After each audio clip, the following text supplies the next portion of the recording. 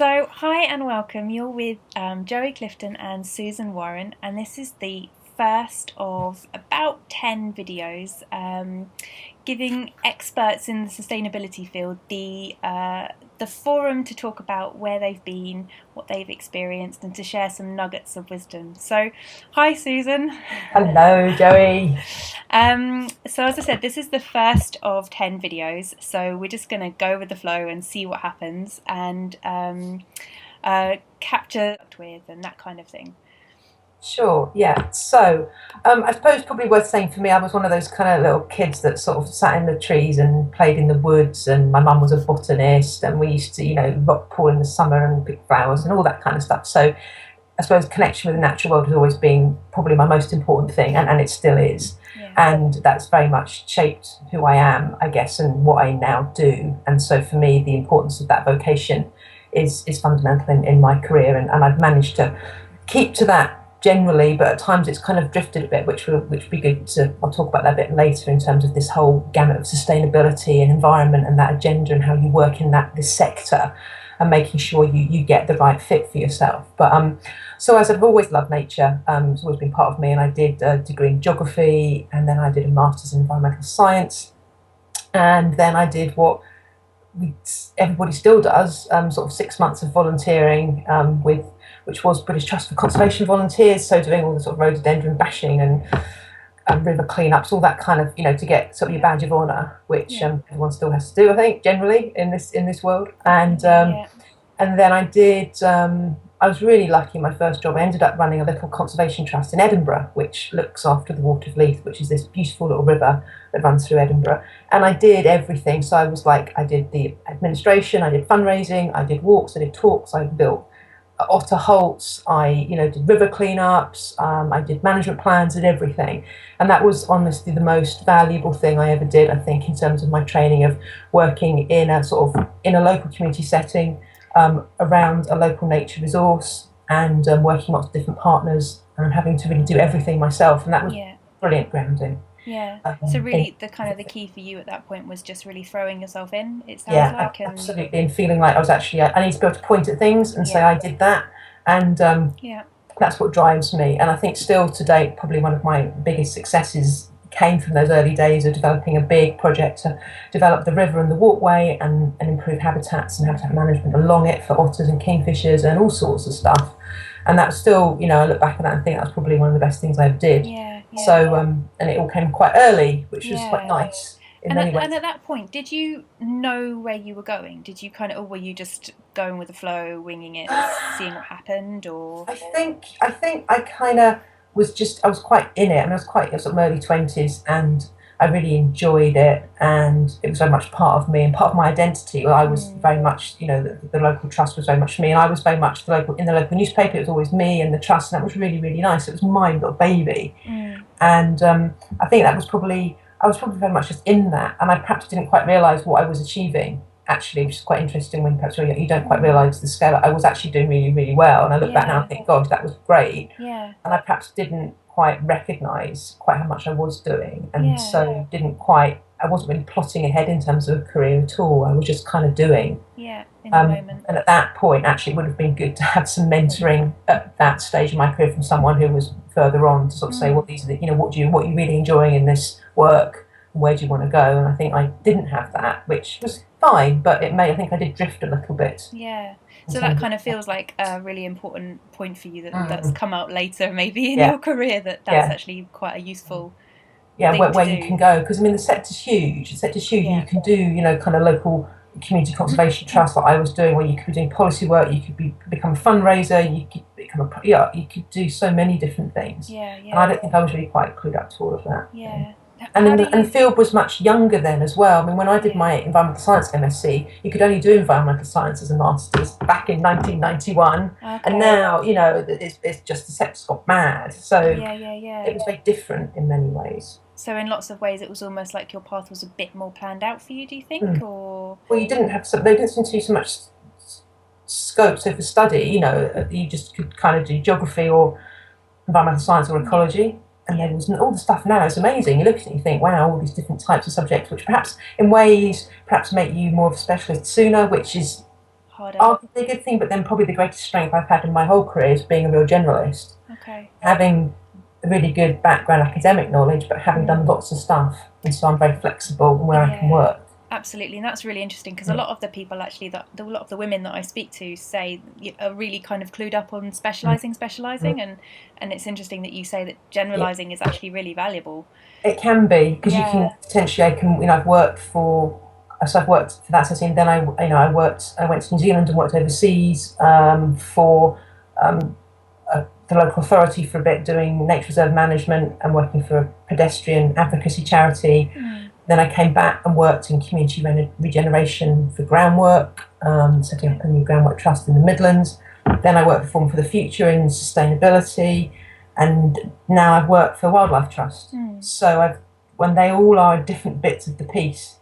But because of my skills in terms of project development and fundraising and partnership working and my basic understanding of all those elements, I've been able to move around quite a bit. Yeah. Do you think there's kind of, could you just draw out the common threads for us that have carried you through from the beginning to where you are now? I think the sense in some shape or form, either generally directly, but sometimes slightly less direct than I would have liked, that the connection with improving the natural world, making more people aware of its value and helping them to connect with it. I think probably the fundamental is valuing nature and valuing it as something we are part of and not something we are superior to. Yeah, absolutely. Yeah. And that's the absolute fundamental right through, and that's from when I was tiny. And that's that important, that respect and humility and understanding of our place in things.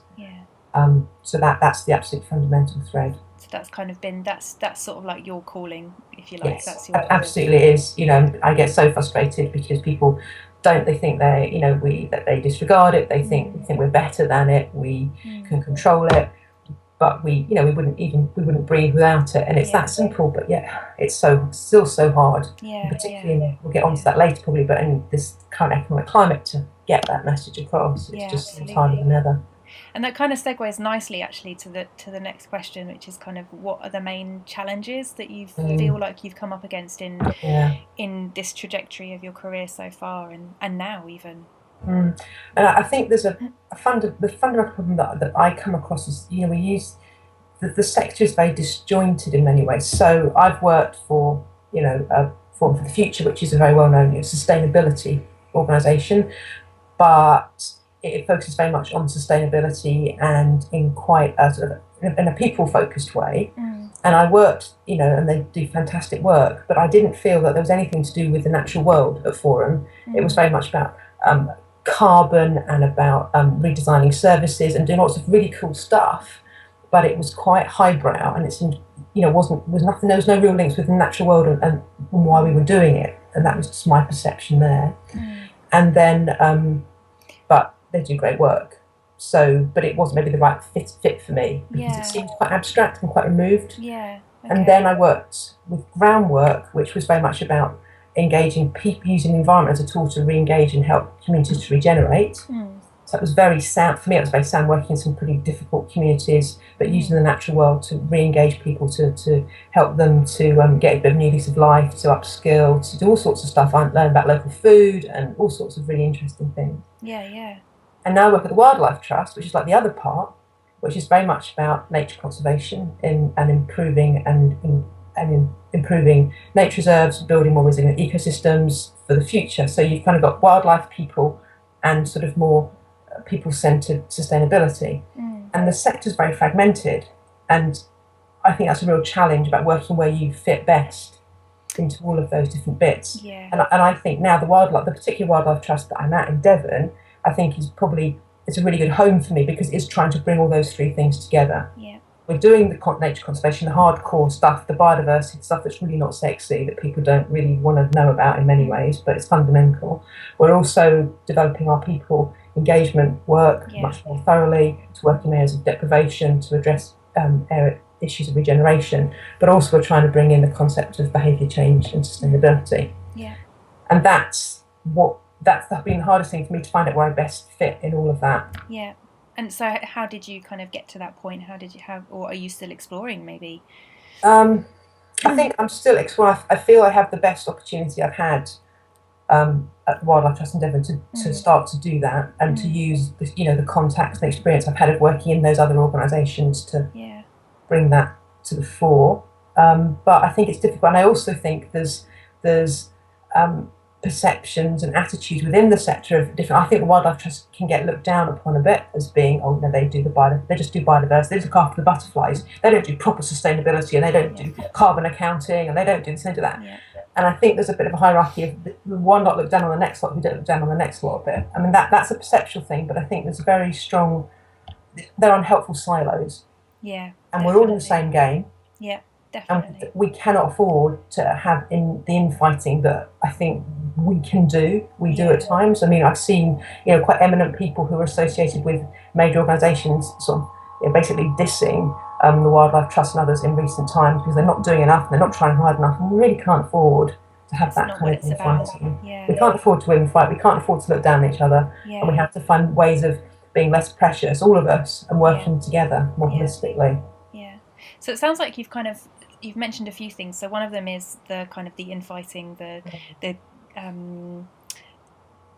kind of friction between different organisations about when we're actually all working for the same game, and the other is kind of finding your place within the sector that you already knew you wanted to be in. So you talked a bit about being a generalist, and then kind of finding where your best fit is within that. And so is there anything that you can kind of draw out as maybe tips for anyone else in a similar situation for either of these challenges? Or I think I could have, I don't know, I could perhaps have realised earlier about, talked about those different elements, but in a way I had to be in those different organisations to understand what they did, to then say, well, actually that's fine, but I need to bring it all together. So I suppose I can only say that's my understanding of my experience of each of those organisations and what they do. And I think depending on who you are and what you work in, that will change, of course. So in a way, I suppose, some extent it's experience, but also I suppose it's the fundamental finding what makes you tick. So for me, obviously, at the end of the day, I want the natural world to be strong and to be well looked after into the future, and to make sure it's sustainable. And you can do that by working on a low carbon project in Bristol, which I was. Yeah.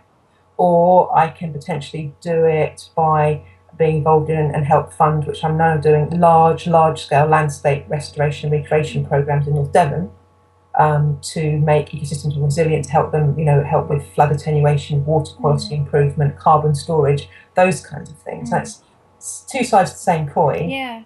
But the latter suits me better, and I kind of took a while to realise that. And it sounds like there's just a real willingness to explore as well in that, like, not too much attachment to getting it right the first time, like just this looks like a great opportunity and it fits me because of X, Y, and Z, and rather than going, I've got to find the perfect role straight away. Yeah, I think I'm like that, and I'm also not that attached to job titles. Yeah. So in a typical career path, I went from being a deputy director to a head of, and in some people's eyes that would be a step down. Yeah. But for me, it wasn't. It was the right thing at that time, and frankly, that didn't matter. And for me, it would always matter what I do. What I actually think I put my energy into, and is it making that difference that I think it needs to? Yeah. So I think you need to be quite flexible. I think working in quite a few different places was really helpful. I think going overseas was really helpful, because after that first job I talked about, I did that for 7 years. That was my first job, but I was finding it very hard to move on from that. I was 28, 29, and I still seemed very young, and I was a female, and I was still quite a male-dominated environmental sector. Yeah. Went to New Zealand for 18 months, picked up a couple of jobs there, came back, and moved on really quickly. Yeah. Really interesting. Yeah, and so that brings up a really interesting point that I'm really keen to focus on, which is there is still a few people, and I don't have any judgment on this, but that feel like this is still a very male-dominated sector. And I would love to know whether you feel that there is challenges specific to women. Yeah, I don't. I guess also, how much it's true to this sector, but I suppose, traditionally nature conservation, for example, is full of bearded men in glasses, and there's still an awful lot of. I generally go to a meeting, and I can often be in a meeting, and there's 15 people, and there's 2 women. Yeah. It's still not unusual. I think a lot of the guys around the table though aren't they're kind of my age and stage, and they're not like they're not kind of perhaps more of that kind of what you might think traditional male roles in those groups. But I think it's still very. If you looked at the number of chief execs, there's 47 wildlife trusts. I don't know how many female chief executives there are. I don't know. I mean, that's not necessarily a good indicator of anything.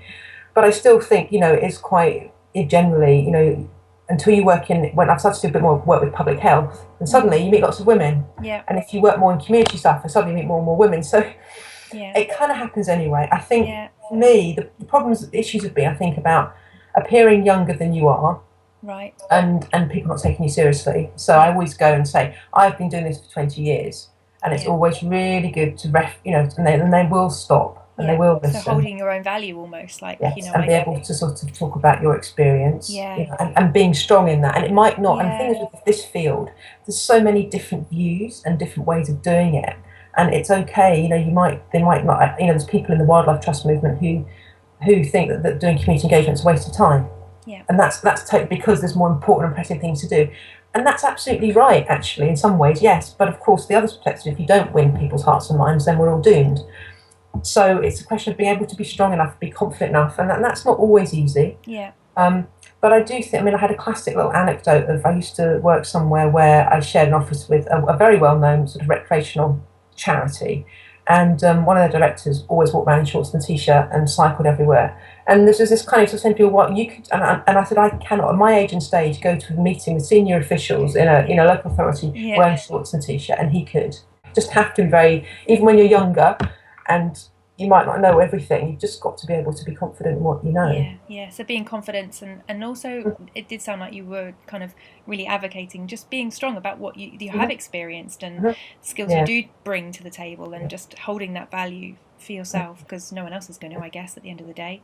Yeah, and also within that, not from my perspective only, because I'm quite a pragmatic person, and I'm not a confrontational person, is that also to not be, it doesn't suit me in my job to be a deep green advocate type person. So for example, my heart is with deep ecology and deep green, totally, like I totally am there. But in my day-to-day life, if that's at one end of the spectrum, I'm dealing with, a lot of Daily Mail readers. Yeah. At the other end of the spectrum, and there's no point in me talking to them from that place of heart and deep green stuff. It's just not. So I need to shuffle along a bit, somewhere into the middle, and I'm happy to do that, because for me, that is the way that I can have the most influence and do stuff and actually connect with a much wider audience. Yeah, so meeting people where they are, basically. Yes, exactly. Whether it's local authority, whether it's private sector, water utility company, whoever, I will talk to them in the language that they understand, and I'm comfortable doing that. Yeah. So, because I don't mind, I'm a sort of prostitute, the natural world, whether it's health and well-being, whether it's you're providing, water resource management, whether it's recreation, whatever aspect it is that hooks people into understanding and connecting with the natural world, it's fine. Yeah. And I'm happy to do that. And I think that's helped me a lot. Yeah. So being really clear on the vision and purpose, and doing what it takes to get there, basically. And some people might say, well, that's not good enough. And, I've had meetings with people, they said, but, they should just be cycling because it's the right thing to do. And you're like, yes, but they're not going to. My partner, bless her, she's never going to start cycling around Bristol. Yeah. But she'll do other stuff, and you can't, and that's a real challenge, I think, about, and then whether that's I don't think that's a gender-based thing. I think that's a personality thing. Yeah, and there's a kind of a level of acceptance in there as well, about like not trying to force people down a spectrum they're not going to go. So there's just don't waste your energy on it. Just do what you can rather than exactly. And if you're working in a not quite a less well-off housing estate in the middle of the Midlands, and you go and say to them, they say to me, I'm going to spend my five quid on fags, not 5 fruit and veg a day, pet. And you're like, okay, fine, that wasn't going to work. There's no point in trying to relate to them like that. But if you talk about their children and socialising, somewhere to walk the dog and somewhere to grow food, totally different. Yeah. So I think that's really good thing for me to be able to do. And there feels like a bigger kind of, if you kind of draw this out a little bit, it feels like a bigger picture. So in terms of success for working in sustainability isn't about beating yourself up about all the stuff you can't do. It's about really, engaging with the things that you can do. Yeah, I mean, I think that's really. I mean, I think I've gone through. Sometimes, if I stop and think too much, and you have to realise that unfortunately, I alone cannot save the planet, which is quite a big thing to realise. Yeah, It took a while, yeah, but you can't. yeah, and you can only do so much. And I think I have got better at just focusing on what I am doing and moving those things along, rather than worrying about what I'm not doing, because I suppose it's being a geographer, I have this dreadful interest in everything, and I can see links everywhere, and I see so many silos, and I see so many missed opportunities. But I am getting better just going, I can't. It's okay. There's someone else out there who will pick up that baton, kind of thing. Yeah. Because I think that is a danger in the field, because it is so big and it is so interconnected that you can get a bit lost. Yeah, and also people who come into it are so passionate and want to do so much, which is wonderful. But at the end of the day, there is a limit, isn't there, to our capabilities as people? So staying sane is kind of number one priority. Yes, because otherwise you just do get yourself a bit burnt out, and that kind of happened to me a few years ago. And I kind of just thought, I got to the point, I thought, what am I achieving? And I actually took a 3-month sabbatical and went to Canada and America and walked around the national parks and felt a lot better after that. Yeah. So looking after yourself, and that is something that I wanted to kind of bring up, because I think that is something that we do see as quite a big problem within our sector, about people not kind of necessarily looking after themselves as well as they could, and the kind of the personal sustainability thing. And so, is there kind of anything on a personal level? What keeps you sane? How do you? Going outside, and just. I mean, I think I did. I mean, part of moving down to Devon was to be in a beautiful place. Living down here, it is kind of all around me, and I can get away at the end of the day, and I can get to the sea, and I can get to Dartmoor and the woods, whatever. And I think for me, it's just because that's a very close connection, and I think I needed that to keep me going. So, and also the fact that it is vocational and it has meaning. I couldn't be giving all this energy if it wasn't, and so at the end of the day, it's okay. So finding out what kind of balance means to you, and making your life something that isn't just about work. I mean, that's difficult. It's always difficult when it's vocational, and that's where I came a bit of a prop in the past, because everything just became one thing. My leisure time, my work, everything, just what I read. What I read at home. Wildlife magazine, National Geographic, The Guardian, and you work, and you just think, hang on a minute, there's no separation here, and I don't always get that right, and that's still difficult. But I think that's anything. But at least I'm lucky that I get paid to do something that's meaningful. And that would just crush my soul if I didn't do that. It really would. So are there kind of boundaries? Are there things that you've kind of put in place in your life that are kind of like, actually, do you know what, I don't check my emails at the weekends? Or is there anything that, like, actual practical things that you do to keep sane? Yeah, I'm quite good at I'm quite good at boundaries around, I try to set a good example at work for my colleagues around, what time you don't sit in the office till 7 at night, and you don't, you do everything you need to do. But I'd rather that that people do what they need to do rather than sit at the desk for 8 hours. So I was trying to keep, work kind of in the parameters that it should be in. To make sure we take our holidays. Just silly. I mean, it sounds silly, but it doesn't always happen. And there's always going to be periods when there's more, but trying to balance that out. But it is hard, and it's really hard at the moment. I think I'm struggling to do that just now with a lot of pressure in terms of getting money in and all the rest of it. It's quite a tough environment. The work-life balance thing can be a real struggle. But and it all just depends who you work with, and the style of others can be quite challenging around that. But I suppose I haven't got any. That's something I probably always try and still work on. I find it hard.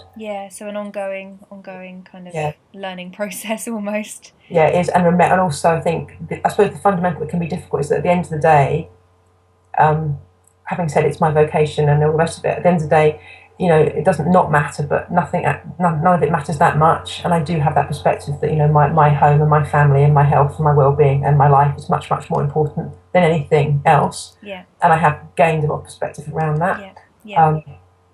And the irony is, of course, that being out in nature helps me to get that perspective, yet it's also my job. So, it's a little bit of a challenge. kind of a nice circle almost, really, isn't it? It is when it's in the right flow. Yeah. It works really well. But Yeah. when it's been a bit more clunky and a bit, there's a lot of extra work on, and it all just gets a bit slightly overwhelming. Yeah. So, like we mentioned a few things over the course of this call, but really drawing out, if you could kind of give some tips or gems, or what would you like to have known when you first started in the sector? Kind of how can we fast track this process for a few people? I think trying to really, really unpick what it is that you really want to influence and what drives you. So on the one hand, so for example, I'm fascinated in behaviour change. Like, I think it's fascinating, and I could have gone off and been an academic and studied a behaviour change and tried to do that kind of thing, to try and influence, abstractly try and understand behaviour change, what influences people's behaviour, and then try to apply that in a real world setting. But on the other hand, I really enjoy people. I like getting people out and about in nature and having fun and engaging with it and getting the benefits from it. And I also like caring for wildlife. Now, I think early on, to try and understand what you're really trying to achieve and what you think is the best way that you make that contribution would have been better. So I'm good with people. I'm pragmatic. I'm good at ideas. Academia would have been the worst place for me, but I really enjoy working with academics. And setting like a lot. So I think trying to find some way of and getting help to actually work out what's your medium, I guess. What's the medium for your work? Is it research? Is it being a fundraiser for a big, sustainability charity? Is it about working with people on the ground, or working on a nature reserve? Is it about education? And finding out the best between all your, personal skills and your knowledge, and the best medium for you. And I didn't do that, but then again, I talked about at the start, I had my first job kind of did all of that, so it gave me a little bit of a taste of everything. And it sounds, I'm kind of coming to mind are a few ideas about how people might kind of get that, like some self-reflection possibly. You mentioned earlier a mentor helping you to draw out those ideas. Is there anything else that has maybe worked for you over the years to kind of help you get clear on that stuff? I think, to be honest, it's been quite a lot of trial and error of different jobs. It really has. I mean, I've seen, I've got jobs that I thought were going to be my ultimate job and turned out to be a nightmare. I could have sat with someone and worked out this was it, and I did paper, it. It was awful. It was absolutely, for me, it was awful. So, I guess there is trial and also willingness to know that and to say, okay, and I am quite good, I think, at taking the learning and then applying it, and then I had a wish list, for the job I now have, before I got it, a wish list of everything I wanted in that job. So that was pretty good. But that was kind of 15, 20 years down the line of learning. But I could have had a better wish list earlier than I did. So maybe that's kind of like a nice nugget that people can kind of draw out from their jobs as they go along. Oh, actually, this is just a really awesome. Exactly, like the type of people you want, the type of sector you want to be in, the type of people you want to be in. What do you want? What it would look like? What do you want to be able to point at the end? And say, impact-wise. What are those things? Is it a policy paper? Is it a project on the ground? Is it money? Is it a number of kids you've educated? What matters, and what do you think for you makes the biggest difference? And it doesn't matter what anyone else thinks. As long as you feel that's the best way you contribute, then that's what matters. Fantastic. So I'm going to draw this to a close, and as we wrap up, is there kind of anything else that you feel like you want to leave the listeners with, nuggets of wisdom, or anything you feel like we haven't covered that was really, really important? I'm just looking at my notes. You see, your crib sheet. Notes at this point. I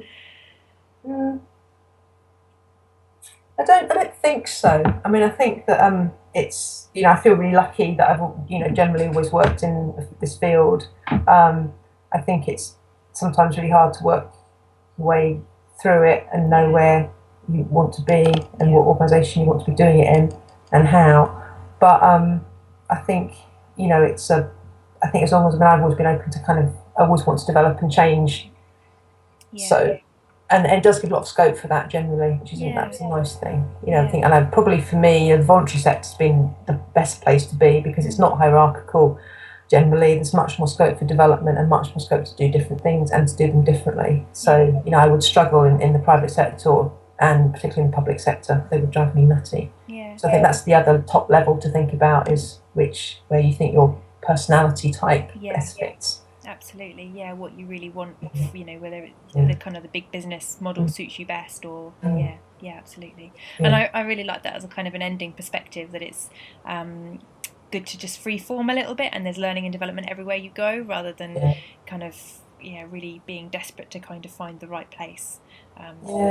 Exactly. And there's things that probably what I'll be doing in I'm really settled here just now, but I don't know, another 5-10 years, who knows, could be anywhere. I don't know where that's going to be next, but there will be a next something, because there'll be something new and a different challenge and a different something I want to do.